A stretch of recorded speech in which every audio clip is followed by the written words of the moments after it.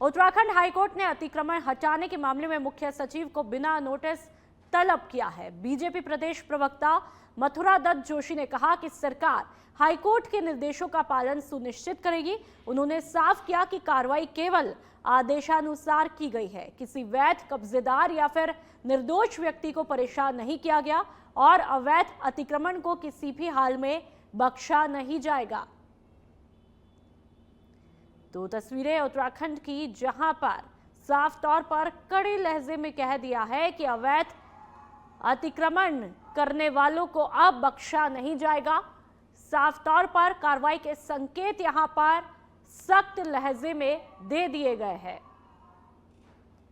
जो भी अवैध अतिक्रमण करेगा उसके खिलाफ कार्रवाई जरूर होगी और किसी भी निर्दोष को परेशान नहीं किया जाएगा, ये भी दावा यहां पर किया गया है। अतिक्रमण के मामले में माननीय उच्च न्यायालय के निर्देशानुसार कार्रवाई हो रही है और किसी भी निर्दोष को नहीं परेशान किया जाएगा। अगर किसी का जेन्युइन कब्जा होगा, वैध कब्जा होगा या वैध कागजात उस पर होंगे तो निश्चित रूप से उसको परेशान नहीं किया जाएगा।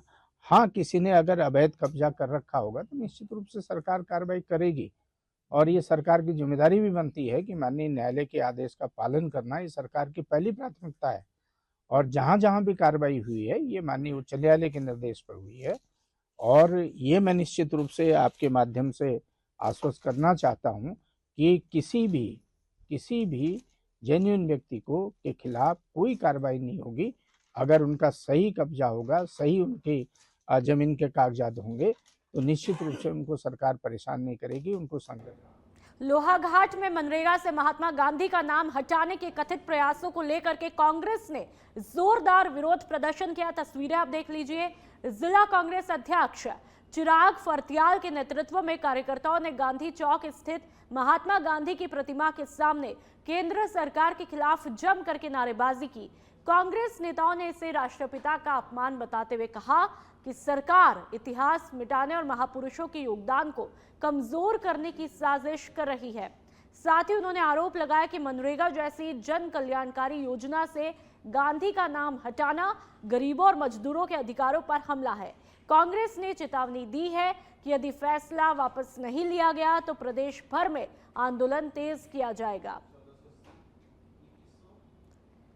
तो तस्वीरें लोहाघाट की है, जहां पर गांधी प्रतिमा के सामने यहां पर कार्यकर्ताओं का गुस्सा फूट पड़ता है। केंद्र सरकार के फैसले के खिलाफ कांग्रेस का ये प्रदर्शन यहां पर देखा जा सकता है और आप देख सकते हैं इन तस्वीरों में महात्मा गांधी की मूर्ति और यहीं पर यह प्रदर्शन किया गया। जैसे कि हमारा गांव घर का ग्रामीण अपनी आजीविका चलाता था, उसके खिलाफ और हमारे जो राष्ट्रपिता हैं महात्मा गांधी जी का अपमान करने की कोशिश की गई है और ग्रामीणों का, हमारे किसानों का, मजदूरों का अपमान करने की कोशिश की गई है। उसके खिलाफ राहुल जी द्वारा जो आह्वान किया गया है और उसी के परिप्रेक्ष्य में जिला कांग्रेस कमेटी द्वारा ये धरना प्रदर्शन किया गया है। और जब भाजपा की सरकार गांधी, किसानों का, बेरोजगार युवाओं का, महिलाओं का अपमान करेगी तब तक कांग्रेस सड़कों में नजर आएगी। हमेशा भारतीय जनता पार्टी का अगला। टिहरी गढ़वाल जनपद में जन जन की सरकार जन जन के द्वार अभियान के तहत आज से विभिन्न न्याय पंचायतों में जन सेवा कैंपों की शुरुआत की गई है। अभियान का उद्देश्य आम जनता की समस्याओं का त्वरित समाधान और सरकारी योजनाओं का लाभ सीधे पात्र लोगों तक पहुंचाना है। बुधवार को न्याय पंचायत दिखोलगांव के राजकीय इंटर कॉलेज चंबा में आयोजित कैंप की अध्यक्षता जिलाधिकारी नितिका खंडेलवाल ने की, जहां पर कई जन समस्याओं का मौके पर ही समाधान किया गया। जिलाधिकारी ने अधिकारियों को पारदर्शी और समयबद्ध समाधान के निर्देश देते हुए इसे प्रशासन और जनता के बीच सीधा संवाद स्थापित करने वाला प्रभावी अभियान बताया है। तो तस्वीरें टिहरी गढ़वाल की है, आप देख सकते हैं। यहां पर जन सेवा कैंप यहां पर आयोजित किए गए और अभियान के माध्यम से यहां पर जनता को लेकर के जो कम्युनिकेशन यहाँ पर किया गया यह है कि उस पुल को तोड़ा जाए और कम्युनिकेशन मजबूत किया जाए। जन सेवा कैंप यहाँ पर रखा गया, तमाम लोगों ने अपनी समस्याएं यहाँ पर बताई है और उसका आश्वासन समाधान का यहाँ पर दिया गया। जन जन के द्वार अभियान का नाम। हमारी सरकार की ये पहल जन जन के द्वार, ये बहुत अच्छी पहल है, जिससे कि हमारी जो ग्रामीण क्षेत्र के लोग हैं उनको परेशानी ना हो। वो उन्हीं के घर पे आके, उन्हीं के द्वार पे आके, हमारी जो जिला अधिकारी महोदया हैं वो यहाँ पे आके सबकी समस्याएं सुनी और उन्होंने सुनी भी हैं। काफ़ी लोगों की समस्याओं का समाधान वहीं पे हो गया था। कुछ लोगों के आवेदन आए हुए हैं तो उसका जिलाधिकारी महोदया संज्ञान लेंगी और इसमें सरकार के द्वारा निर्देशित किया गया है कि ये बहुत जल्दी 7 दिनों के अंदर इनको। आज जनपद टीवी में हम लोगों ने 5 जगह पे कैंप्स लगाए न्याय पंचायतों के, और आज हम डिकोर में खुद आए हुए हैं। यहाँ पे चंबा ब्लॉक में ये पड़ता है और यहाँ पे हमारे 23 विभाग जो चिन्हित करे गए हैं, 23 विभाग के सामने सारे स्टॉल्स, सभी विभाग के अधिकारी यहाँ मौजूद थे। हम स्वयं भी यहाँ पे प्रमुख भी और यहाँ पे जितने भी और जनप्रतिनिधिगण हैं वो लोग सब मौजूद थे। जनता की समस्याओं को भी हमने सुना। एक बहुत अच्छी चीज़ ये भी हुई कि क्योंकि इंटर कॉलेज में हमने स्थल चूज़ किया था तो कुछ इंटर कॉलेज के बच्चे भी आए, उन्होंने भी अपनी समस्याएं रखी। और जो मैं अगर मुख्यतः बताऊं तो PWD से लेके पेयजल को लेके, राशन कार्ड्स को लेके और पेंशन को लेके, अगर जो है क्रियान्वयन नहीं होता है यथा समय यथा शीघ्र, तो उनके बारे में उनको टाइम भी दे रहे हैं कि 1 महीने बाद फिर हमसे जो है आप मिलिए और बात कीजिए। यहाँ पर सबसे बड़ी समस्याएं सड़क, PWD और पेयजल की आई है। आपने देखा होगा कि यहाँ पर निकटवर्ती गांवों के साथ साथ चम्बा में पेयजल की इतनी बड़ी समस्या है कि मैंने तो खुद जो है उत्तराखंड स्थापना दिवस पर लिखा भी था कि उत्तराखंड स्थापना दिवस में 7 परिवार जो है आज यहाँ पे बहुत अच्छा कार्यक्रम रखा गया है। मैंने भी अपनी समस्याओं को रखा है, जो कि हमने BDC में भी रखा था, उन पे कोई कार्रवाई नहीं हुई। आज जिलाधिकारी महोदय के समक्ष हमने अपनी परेशानियाँ रखी हैं। हर विभाग के लोग यहाँ पे हैं, समाज कल्याण है, पशुपालन विभाग है, कृषि विभाग है, लोक निर्माण विभाग है, सभी से कुछ न कुछ त्रुटियाँ रहती हैं कि त्वरित कार्रवाई इन पे नहीं हो पाती है। तो हमने अपनी बात को रखा है और सारी समस्याओं को हमने जिलाधिकारी महोदय के त्वरित कार्रवाई पोर्टल में भी करने की मांग की है कि उसमें तुरंत कार्रवाई हो और अपनी समस्याओं को आज यहाँ सभी ग्राम प्रधान, सभी क्षेत्र पंचायत यहाँ पे हैं और अपनी समस्याओं को। हरिद्वार पुलिस ने वाहन चोर गिरोह का पर्दाफाश करते हुए 4 शातिर वाहन चोरों को गिरफ्तार करके उनके कब्जे से विभिन्न स्थानों से चुराई गई 14 मोटरसाइकिलें बरामद की है। SSP प्रमेंद्र डोभाल ने बताया कि लंबे समय से शहर में सक्रिय वाहन चोरों की गतिविधियों पर नजर रखते हुए पुलिस ने संदिग्धों को हिरासत में लेकर के पूछताछ की है, जिसमें एक संगठित गिरोह का खुलासा हुआ और सफल कार्रवाई करते हुए आरोपियों की गिरफ्तारी और वाहनों की बरामदगी की गई। तो तस्वीरें आप देख लीजिए कि यहाँ पर वाहन चोर गिरोह का पर्दाफाश होता है। 4 शातिर वाहन चोर अब पुलिस के शिकंजे में हैं और 14 मोटरसाइकिलें चोरी की बरामद की गई है। चेकिंग के दौरान 2 व्यक्ति जो अभियुक्त हैं वो पकड़े गए थे। जो अवैध जो मोटरसाइकिल है, जो चोरी की मोटरसाइकिल है, उसके साथ पकड़े गए थे। जब इनसे सख्ती से पूछताछ की गई तो इनके द्वारा 2 अन्य अभियुक्तों के बारे में भी पुलिस को बताया गया। ये चारों अभियुक्त जो हैं इनका पूर्व में आपराधिक इतिहास भी था, इसलिए पुलिस के द्वारा इनसे जब सख्ती से पूछताछ की गई, इनके द्वारा अब तक 14 बाइक्स पुलिस को बरामद की गई हैं। 14 में से 8 बाइक जो थाना सिडकुल में ही विभिन्न तिथियों में चोरी की गई थी वो बरामद हुई हैं। जो 6 अन्य बाइक हैं उनके बारे में भी पुलिस पता लगा रही है और इसके अलावा इनके वेयरअबाउट्स के बारे में भी हम पता लगा रहे हैं कि इनके साथ और कौन लोग सम्मिलित थे और अगर इनके द्वारा कहीं और बाइक्स बेची गई हैं या पूर्व में भी अगर कोई बाइक चोरी की गई है। मुख्यमंत्री पुष्कर सिंह धामी ने बुधवार को मुख्यमंत्री आवास से मुख्यमंत्री स्वरोजगार योजना के तहत 3,848 लाभार्थियों के बैंक खाते में 33.22 करोड़ रुपए की धनराशि का ऑनलाइन वितरण किया। इस दौरान मुख्यमंत्री ने लाभार्थियों से संवाद करते हुए कहा कि राज्य सरकार का संकल्प है कि उत्तराखंड का युवा नौकरी ढूंढने वाला नहीं बल्कि नौकरी देने वाला बने।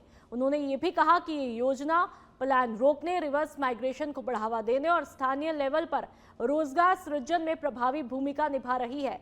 मुख्यमंत्री ने बताया कि योजना के तहत अब तक 35,000 से ज्यादा लाभार्थियों को ऋण सुविधा दी जा चुकी है। 1,389 करोड़ से ज्यादा का ऋण वितरण हुआ है और करीब 64,966 नए रोजगार सृजित भी हुए हैं।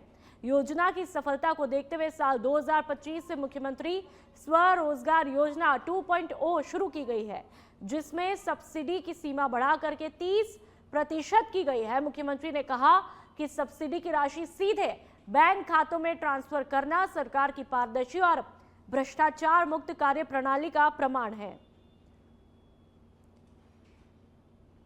उत्तराखंड के मुख्यमंत्री पुष्कर सिंह धामी के निर्देश पर जनता की समस्याओं के त्वरित समाधान के लिए ब्लॉक लेवल पर शिविरों की शुरुआत हरिद्वार जनपद से की गई। जिलाधिकारी मयूर दीक्षित ने बताया कि जन जन की सरकार जनता के द्वार कार्यक्रम के तहत जनपद की 46 न्याय पंचायतों में ये शिविर आयोजित किए जाएंगे। पहले दिन 3 स्थानों पर शिविर लगाए गए, जिनमें जिलाधिकारी, उप जिलाधिकारी सहित करीब 25 विभागों के अधिकारी और स्थानीय जनप्रतिनिधि मौजूद रहे। शिविरों में इंटरनेट और प्रिंटर की सुविधा के साथ ही प्रमाण पत्र, आवेदन, आधार कार्ड सहित विभिन्न समस्याओं का मौके पर ही समाधान किया जा रहा है। ये कार्यक्रम 30 जनवरी तक चलेगा। क्रम में आज से पूरे जनपद में जन जन की सरकार जन जन के द्वार कार्यक्रम शुरुआत की जा रही है और आज 17 दिसंबर को आप देख सकते हैं कि यहाँ पे बाजरा ब्लॉक में कार्यक्रम शुरू किया जा रहा है, जिसमें कि करीबन 25 डिपार्टमेंट यहाँ पर उपस्थित हैं और वो उनके द्वारा जो स्थानीय समस्या है उसको लेकर यहाँ पर विभिन्न स्टॉल्स आदि लगाई गई हैं, टेबल्स लगाई गई हैं, जिसमें कि उनके विभागीय अधिकारी, फील्ड लेवल के कर्मचारी मौजूद हैं, साथ ही स्थानीय जनप्रतिनिधिगण और साथ ही यहाँ की स्थानीय जनता जो न्याय पंचायत द्वारा हमने कैंप आयोजित कर रहे हैं वो भी यहाँ पर मौजूद है और ये काफी दिन तक चलेगा कैंप। ऑल्सो मौसम अभी कोहरे का है, लेकिन जैसे जैसे दिन और बढ़ेगा हम और भी यहाँ पे अधिकारियों की प्रेजेंस और इसको सुनिश्चित करेंगे कि शाम तक जितनी भी समस्या हमारे को प्राप्त होती है सभी का समय पर निस्तारण किया जाए और मौके पर ही लोगों को लाभ दिया जाए। जैसे किसी की पेंशन रुकी हुई हो, किसी की कोई प्रमाण पत्र बनना हो या और भी कोई कार्य होने, तो सभी लोग यहाँ पर कार्य कर सकते हैं। यहाँ पर इंटरनेट आदि की सुविधा, प्रिंटर आदि की सुविधा मौजूद है ताकि किसी को कोई फॉर्म आदि भरना हो तो यहाँ पर ही मौके पर ही भरा जा सकता है। और ये शिविर हमारे 30 जनवरी तक रहेंगे। सभी 46 न्याय पंचायतों में चलाए जाएंगे ये कैंप्स।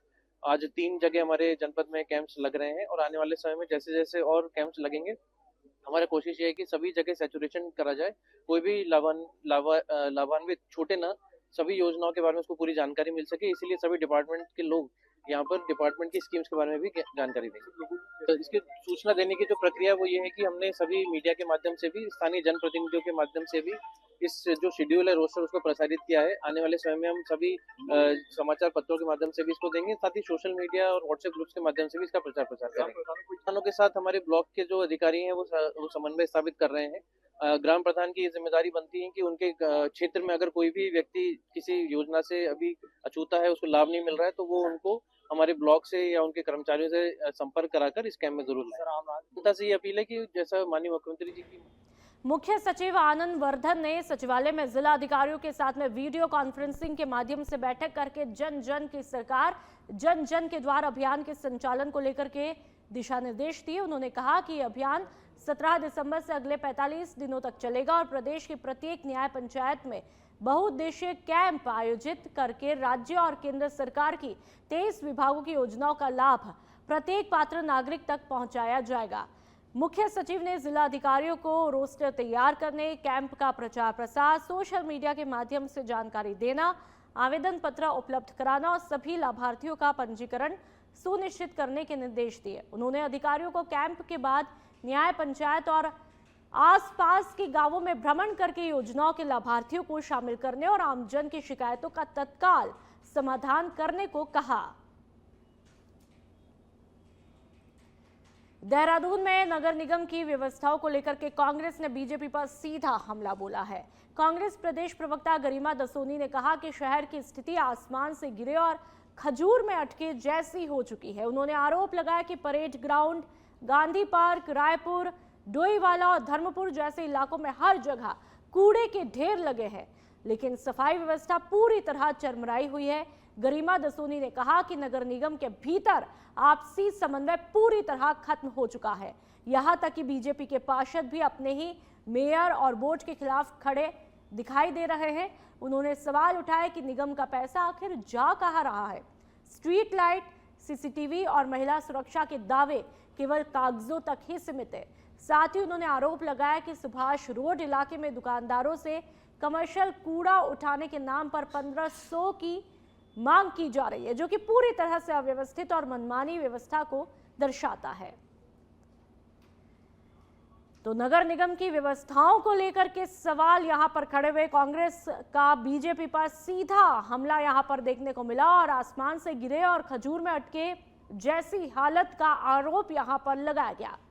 सफाई व्यवस्था पर लगातार यहां पर जिस तरह से कांग्रेस हमलावर रही वो यहां पर देखा गया और बीजेपी पर सीधा जुबानी हमला बोला। देहरादून के लोगों का हाल तो ये है कि आसमान से गिरे और खजूर में अटके। गामा से हमें निजात मिली नहीं थी कि अभी सौरभ थपलियाल जी हमारे सर पर मेयर के रूप में बैठा दिए गए हैं, लेकिन जिस तरह से जो दृश्य देखने को मिल रहा है, आप चाहे परेड ग्राउंड में देख लीजिए, चाहे गांधी पार्क में देख लीजिए, चाहे स्ट्रीट लाइट्स या नालों खालों की बात कर लें, कूड़े का ढेर लगा है। चाहे आप रायपुर की तरफ चले जाएं, चाहे डोईवाला की तरफ चले जाएं, चाहे धर्मपुर की तरफ चले जाएं, कूड़े के ढेर से निजात नहीं मिल पा रही है और आपस में समन्वय नहीं दिखाई पड़ता। लगातार हम मीटिंग्स में देख रहे हैं कि कांग्रेस के पार्षद या दूसरे दलों के पार्षद तो छोड़िए, स्वयं भाजपा के पार्षद अपने ही मेयर को और अपने ही बोर्ड को घेरते हुए दिखाई पड़ रहे हैं। ऐसे में पैसा कहां जा रहा है नगर निगम का, ये समझ में नहीं आ रहा है। स्ट्रीट लाइट्स के दावे और वादे किए गए थे, खास तौर पर जरूरी ये महिला अपराध को लेकर है कि महिलाएं ताकि सुरक्षित महसूस करें, इसलिए सीसीटीवी कैमरे होने बहुत जरूरी है और लाइटिंग की पूरी व्यवस्था होनी जरूरी है। गड्ढों से हमें फुर्सत नहीं मिली है, सड़कों के गड्ढों से कूड़ा उठान नहीं हो रहा है और अब तो मेरी जानकारी में आया है कि कमर्शियल जो कूड़ा उठान हो रहा है सुभाष रोड की तरफ, वहां 1500 रुपये प्रति दुकानदार मांगा जा रहा है। तो ये किस तरह के रेट?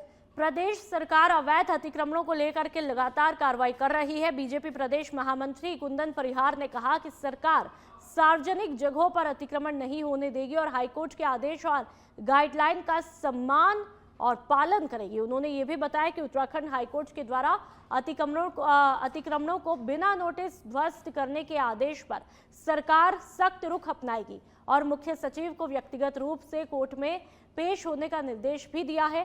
परिहार ने कहा कि सरकार नियम और कानून के दायरे में रहकर ही कार्रवाई करेगी ताकि राज्य की गरिमा बनी रहे।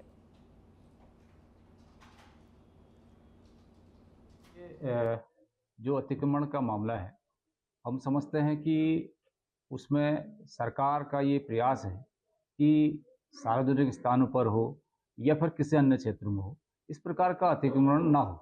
लेकिन जो कोर्ट के इसमें ऑर्डर है उसका निश्चित रूप से सरकार पालन करेगी और हम पहले भी कोर्ट का सम्मान करते हैं, कोर्ट के नियमों का सम्मान करते हैं। जो भी कोर्ट की गाइडलाइंस होगी उसके अनुरूप जो है। टिहरी गढ़वाल के जिलाधिकारी नितिका खंडेलवाल ने प्रशासनिक सख्ती दिखाते हुए सभी अधिकारियों, कर्मचारियों और शिक्षकों को अपने तैनाती स्थल से अधिकतम 8 किलोमीटर के दायरे में ही आवास करने के निर्देश जारी किए हैं। डीएम ने साफ किया कि जनसुनवाई, जनता दर्शन, बीडीसी बैठकों और अन्य शासकीय कार्यक्रमों में लगातार अनुपस्थिति की शिकायतें मिल रही थी। डीएम ने कहा कि सभी अधिकारियों और शिक्षकों का मुख्यालय पर रहना बेहद जरूरी है ताकि जनता की समस्याओं का समयबद्ध समाधान हो और शासकीय कार्यों में किसी भी प्रकार की लापरवाही ना हो। आदेश का उल्लंघन करने वालों के खिलाफ नियम अनुसार कार्रवाई की जाएगी। मुख्यमंत्री के निर्देश पर प्रदेश में जन जन की सरकार जन जन के द्वार अभियान 17 दिसंबर 2025 से अगले 45 दिनों तक चलेगा। इसके तहत न्याय पंचायत और ग्राम पंचायत लेवल पर विशेष कैंप आयोजित किए जाएंगे, जहां आम जनता को केंद्र और राज्य सरकार की जन कल्याणकारी योजनाओं का लाभ सीधे दिया जाएगा। इस अभियान में राजस्व, ग्राम्य विकास, पंचायती राज, कृषि, समाज कल्याण समेत कुल 23 विभाग भाग लेंगे। मुख्यमंत्री धामी ने कहा कि कैंप के माध्यम से लोगों की समस्याओं का मौके पर समाधान किया जाएगा और योजनाओं की जानकारी दे करके पात्र लाभार्थियों को लाभान्वित भी किया जाएगा। उन्होंने ये भी कहा कि जिन जगहों पर कैंप पूरे नहीं हो पाएंगे वहां अभियान की अवधि बढ़ाई जाएगी ताकि किसी भी नागरिक को परेशानी ना हो। देहरादून पुलिस ने सुरक्षा व्यवस्था को मजबूत करने और संदिग्ध गतिविधियों पर नजर रखने के उद्देश्य से शहर में विशेष चेकिंग अभियान चलाया, जिसके तहत करीब 5000 व्यक्तियों और 4000 वाहनों की जांच की गई। पुलिस की अलग अलग टीमों ने नगर और देहात इलाकों में निजी और सार्वजनिक वाहनों की चेकिंग की और बाहरी राज्यों से आने वाले लोगों से पूछताछ भी की। यह अभियान रेलवे स्टेशन, बस अड्डों, मॉल, शॉपिंग कॉम्प्लेक्स और अन्य भीड़भाड़ वाले इलाकों में चलाया गया। सुरक्षा के मद्देनजर डॉग स्क्वाड और बीडीएस टीम को भी तैनात किया गया, जबकि संदिग्धों के दस्तावेजों की जांच के साथ यातायात नियमों का उल्लंघन करने वालों के खिलाफ चालान की कार्रवाई की गई। तो तस्वीरें देहरादून की। चेकिंग का एक जो सिस्टम है वो रैंडम रूप से चेकिंग के लिए बताया गया। देखिए अंतर्राज्यीय जो हमारे बॉर्डर चेक पोस्ट है वहाँ तो हम रूटीन में करते ही हैं, बट अभी जो हाल फिलहाल कुछ घटनाएं देश में विभिन्न स्थानों पर हुई, खासकर दिल्ली को देखते हुए मद्देनजर इसको चेकिंग का प्रारूप थोड़ा चेंज किया गया। इसको रैंडम रूप से विभिन्न स्थानों पर सर्किल वाइज सुपरविजन में रखा गया है और कोशिश ये की गई है कि एक ही स्थान पर रिपीटेड चेकिंग ना हो और समय भी परिवर्तित करके कभी लेट नाइट है, कभी अर्ली मॉर्निंग या डे टाइम में रखा गया है। शॉर्ट पीरियड रखे गए 1 से 1.5 घंटे। इसका मेन फोकस बाहर के वाहन और वस्तु जो वाहन और संदिग्ध लोग हैं उनको ज़्यादा फोकस किया गया है और जिससे अलग अलग स्थानों से करने से रैंडम इसमें काफ़ी पुलिस को भी सफलता मिली है, पब्लिक को भी, एक आम जन को जो एक सिक्योरिटी सेंस ऑफ सिक्योरिटी होती है वो भी उनको फील हो। तो इसको देखते हुए ये अभियान